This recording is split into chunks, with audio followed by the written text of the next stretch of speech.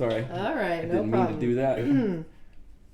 Hello and welcome to Anatomy of Marriage podcast. I'm your host, Melanie Studley. Good morning. My name is Seth Studley. I'm a licensed marriage and family therapist, and today is day 3 of the Anatomy of Marriage question and answer. 100 days of Q's and A's, and we are very happy that you're here. If you're new here, welcome. We have over 100 episodes of the podcast. Well, we have like 200 and something episodes of the podcast, but we've got all sorts of different formats available to you. So there's long story format, there's multiple interview format, there's marriage mornings, there's live Q&As. So check all of those things out. We talk about all sorts of things related to marriage, and we want you to have the best resources. That's why we do our show. That's right. So, and in this new format, we do a couple different things. We pray, we share a past gratitude, we read a review of the day, and then we answer you guys' questions. And today, as of lately, today's show is brought to you by audibletrial.com/anatomy of marriage. Go to audibletrial.com/anatomy of marriage to get your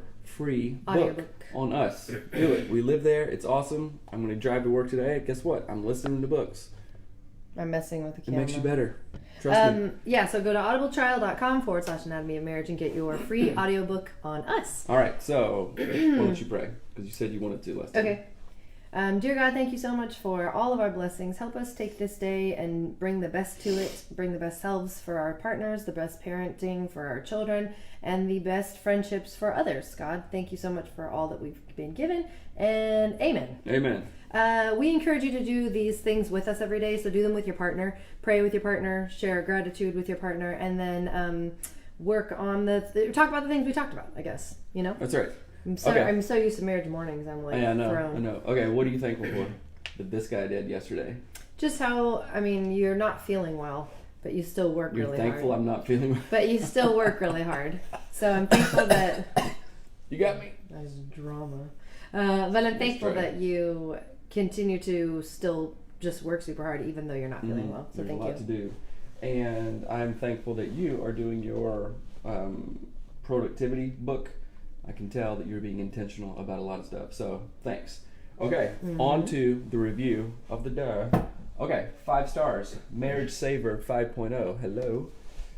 This show is awesome. Recommended to me by a fellow churchgoer right after the first season, parentheses, Heartjerker. I love the raw and transparent nature of this couple. They continue to normalize things for myself about my marriage. I don't have a great marriage yet, but with tools like this, there is hope. I love you both. Thank you for your candidness and your relentless dedication to your followers. Yes. Yes is You right. are welcome. And I lost my balance. You're welcome. This is why we do it. We want to help other people, and we are helping ourselves in the process and having fun. So thank you for that 5-star review. Go to iTunes and rate and review the show. Okay. And thank you to everyone who has already rated and reviewed the show. It's super helpful. It's really encouraging to us because sometimes it's hard to be motivated to just do something no one is asking you to do. All right. So questions of the day. You want to read one? We're starting with listener questions. And I didn't mention this. If you're listening to the podcast and you wonder who we're talking to, we are live on Instagram and Facebook right now. So we are talking to our people who are talking to us on Instagram and Facebook. Okay. All right. So here's a question that we got in our email. My question is how to be a better partner to someone who has depression. I try to be patient and understanding, but I seem to keep missing the mark. When I suggest things that I've heard from your podcast, like stop thoughts or focusing on the positive, my husband says that that is not how his brain works, and I seem to make everything worse. We are working on getting a psychotherapist soon. So Okay. any tips that you have about depression? Yes, as a psychotherapist, that says we were talking about getting a psychiatrist soon, not a psychotherapist. So there's a difference. Ugh, Psychiatrists can't can read. prescribe meds, psychotherapists cannot, which I cannot. But there are multiple studies, longitudinal, and there's a whole breadth and depth of research that suggests that treatment for depression is best treated through medication, some sort of psychotropics, and counseling.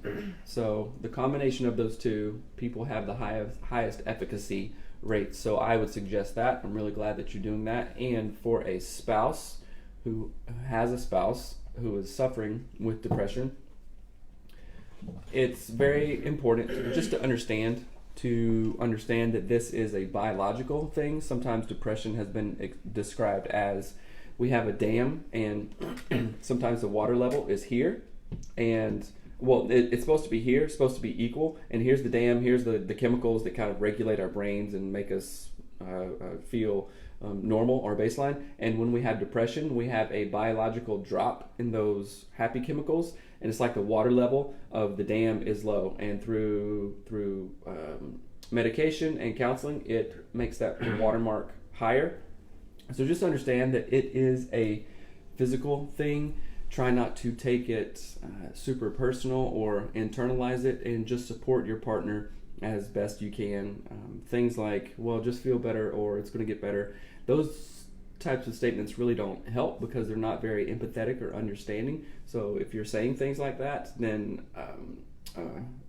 try to be aware of those. And you're right, things like stop thoughts and focusing on the positive, that's not going to work with someone who suffers from depression. When I've had, well, I guess I'm not clinically depressed or anything, but even if I'm in a bad mood, even those types of things just don't help. So try to steer away from those. Support your partner best they can. Give them what they need when they need it. The things that came to my mind about that is the dam imagery is confusing to me. It never quite makes sense. But what I was thinking of is, if you're trying to ride a bike, let's say you and your partner are riding a bike on a trail, but your partner's bike's brakes are stuck on. And so they're having to work that much harder just to even keep up with your slowest pace, right? And that's not saying they're damaged, it's bad, blah, blah, blah. We're not putting a negative stigma on that. It's just work that much a lot harder for them to be at like baseline level. And when in season 1 we talk about, I had acute depression when we went through everything that we went through. If you haven't heard those episodes, go back and listen to those because those are helpful. But that's how I felt. I was like, just to get to what everyone else was thinking was a normal behavior was like the hardest thing ever. So what I would say is I go back to what you were saying, like medication and talk therapy are the best things. I would say also to surround yourself and have your partner surround themselves with people who are for them, who are like, I want you to be better. I'm so excited for what you're going through, but not people who are going to be like, have you considered doing that? Because that's probably not going to be helpful. Like, I didn't think about it. Yeah, you know what I mean? And then the last thing about that too is that I can't focus when your computer waving all over the place. No, yeah, sorry. The last thing about that too is that as opposed to saying, have you tried stop thoughts, or maybe you can do this, blah, blah, blah. Maybe you can sit down with your partner either in therapy sessions or just on your own and say, how can I best serve you when you're feeling the lowest? Yeah. And that might look totally different than what you think it looks like. And Seth and I run into this all the time where I was trying to like encourage him and motivate him, and he's like, I don't want you to do that. And I was like, oh, because that's exactly what I thought he would want. So, but you have to ask those questions when depression is low and when you aren't feeling super down. Yeah. Okay. Any reading, listening information about reparenting? And I know this is from our friend Brad because I responded in an email to this. So Dr. Dan Siegel has some stuff about reparenting. I think he has several books, but one of them was like The Whole Brain Child, I think, or Brainstorm. He's got books about like teenagers' brains and how that impacts us, how we were parented and all that kind of stuff. So you can check out, just Google like Dr. Dan Siegel and reparenting. And not reparenting, because there's a big difference in reparenting therapy. That's when the therapist acts as a surrogate parent in session, which is fine. It might get weird. You mean self-reparenting? Yes, self-reparenting. And this basically is an idea that you can go back to, this is you know, the adult you, going back to the 6, 7, 8, 9, 10-year-old you, asking that little kid what they needed, and then giving that to them emotionally, because who else knows better what you need than you, right? And you can treat yourself as how you wished you were treated. Then you can do this through self-talk, through quiet reflective time, and journaling, and it's super powerful. There's also the School of Life London has a YouTube channel, and if you Google the School of Life Reparenting, there's like a video about it. It's great. It is really great. But I want to read this. Andy G, the human, says, being active together has really helped myself and my significant other stay connected just by going for walks on a bike trail. Thankfully, haven't had to use meds. So that is something I'm so glad that you brought up, because moving your body helps your mind. Yes. And depression, you want to stay down. You want to feel like a slug. That's what you want when you're depressed, but that is not what your mind and body needs. So yes, moving. Find the things that bring you joy. I forgot to talk about that. The combination of meds, talk therapy, exercise, movement, and also diet. Diet have is a huge. phenomenal effect. It's biopsychosocial spiritual. It's everything. Yeah, remember, it's all in a wheel. Every point affects another point in our and circle. maybe as the partner, that's what you can search for together. Is the like what thing will bring you motivation to get up and all that stuff. So. Okay, number 3. My husband and I are recently married, learning to do the dance of how we interact with others together as a couple. I'm all about authentic, deep, meaningful conversation while he loves to be the entertainer and keep things light and silly.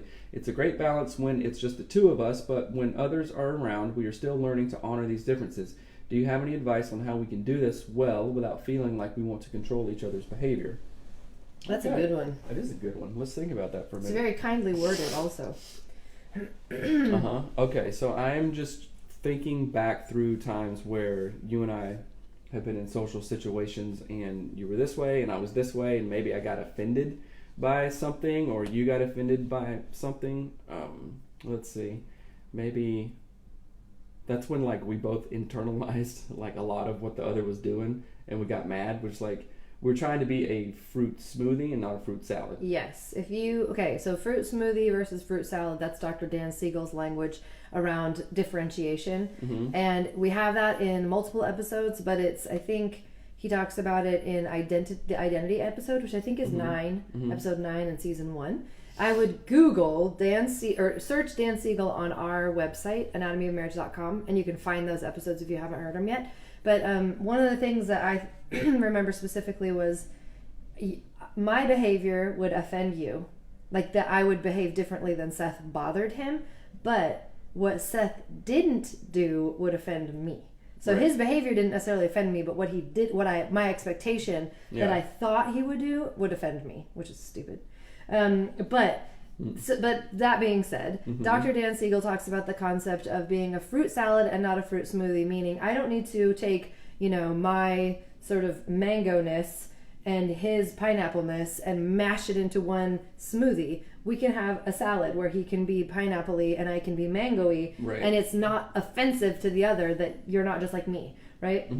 And one of the things you want to think about is that is often why we fall in love with our partner, because they're a pineapple and not a mango, right? They're different. They bring a different flavor and a spice and all of that stuff. So you want to promote linkages. Where's the overlap of how you guys go well together? And then honor your differences. You honor how you're different. Your pineapple-ness, my mango-ness, you honor that. And then you promote the overlap. You promote how you can be the same, not the same, but where you can sort of overlap in that relationship. Does that make sense? Yes. And also, I would say do that, what Melanie's saying. And then also, if you do have conflict around that, use the clearing structure. Hey, what you said at that party made me feel like this. This is what I want for myself. This is what I want from you. And this is what I make up about it. And then go from there. Yeah. And then hopefully that will distill any kind of weird feelings or whatever. So let them be them, you be you. Promote those linkages and then use the clearing structure when you do have some and the clearing structure is on our website at anatomyofmarriage.com. It's really easy. It's downloadable, fillable PDF. So you can use that together. I would say too, if you're feeling like you're struggling, a man apple.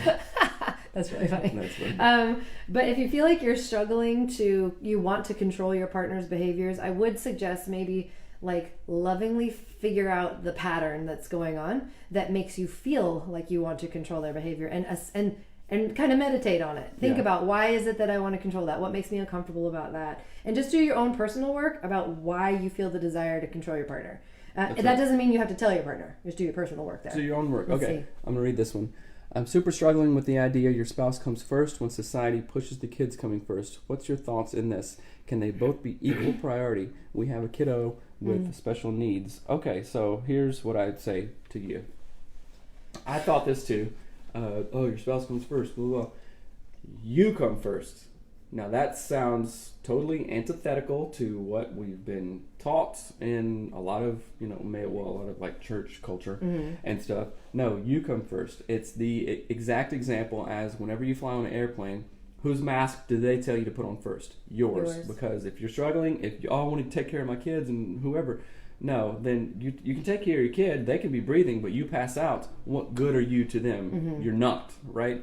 So you're not going to be any good to your spouse. You're not going to be any good to your kids if you don't have your own mask on. So what do you do for self-care? What do you do for whatever it is, healing, meditation, work? What gives you life? What brings you joy in your life? Because if you're happy, a lot of times that is going to have a trickle-down effect. Now, kids with special needs, that's a different thing. So I would say I'm very familiar with kids with special needs. My mom was a school teacher, special needs for years. I worked as an aide for years during college, and that's my whole jam, right? I have relatives who have special needs. That is a really hard thing. So we respect that. You're doing a great job. And that is where you have to even pay more attention to how you are filling up your cup, because a kid with special needs, whatever, autism, Down syndrome, whatever it is, they are a lot of work. Like, I understand this. So if your cup isn't filled, then you're just going to be, boom, gas tank on empty at the end of the day after the kid goes to bed or whatever, your spouse. So you absolutely have to have that time, and you and your spouse have to get into a routine of what works, what doesn't work. This is sustainable. This is a season for 3 weeks. We can do this, and then we have to go back to a different schedule or whatever. So I'd really, really pay attention to what do you do. And I want to say something too. So Melanie, yesterday I've been sick, or maybe it was the day. Well, I've been sick for like 3 days, which sucks. But Melanie said, "Hey, what do you need to do right now?" And it was really awesome because, like, for the first time ever, I literally felt like, you know what? If I really wanted to, I could just drive to the woods right now and just like sit and kind of like literally meditate. Yeah. Right. And I actually felt that would be the right. I felt that you would be fine with that. I didn't feel it was the right thing to do just because we had a ton of work and stuff to do. But for the first time in like almost literally forever, I was like, I can do that if I want to. Yeah. Well, let me clarify. I called him and just said, I know you're going through a lot. You're not feeling well. What do you need that would help you feel better? Is that, going hunting by yourself, going swimming, do you want to take a nap? Do you want to have sex? Like, what do you need that would make you feel better? And so I just called him and said, like, I will do what the thing is that you need. If that's cooking dinner for whatever, if that's whatever, right? Whatever it is. And so in a way, I was letting you tell me exactly what you needed instead of guessing. Right. Because often I just try to guess, and it's never right, usually. Which is really awesome. I don't think I took advantage of any of those things. Well, really. I mean, we're busy, but just the fact that knowing that was there was very helpful. So yeah, thank you. But I did want to say too that it's a tricky situation because, and even the language, like you say, can they be both or equal priority? Like we try to prioritize these things, and in real life we kind of can't. I mean, it's like you're not we can't prioritize it the way that we think of, like, okay, A and then B and then C, because sometimes when you're doing A, X comes along and you're like, I can't do C now, right?